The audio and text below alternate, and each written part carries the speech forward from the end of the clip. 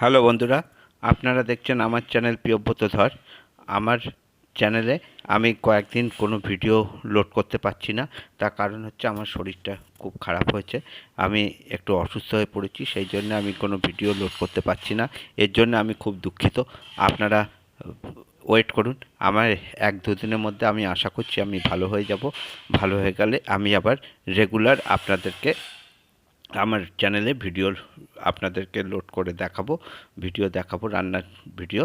আপনারা এখন আমার যে রান্নাগুলো আছে সেগুলোকে দেখুন, সাবস্ক্রাইব করুন, শেয়ার করুন, কমেন্ট করুন। আমার লাস্ট যে ভিডিওটা আমি লোড আপনাদের দেখানোর জন্যে আমার চ্যানেলে ছেড়েছি সেটা দেখবেন, টমেটো কেচাপের কিউব, খুব ভালো ওটা।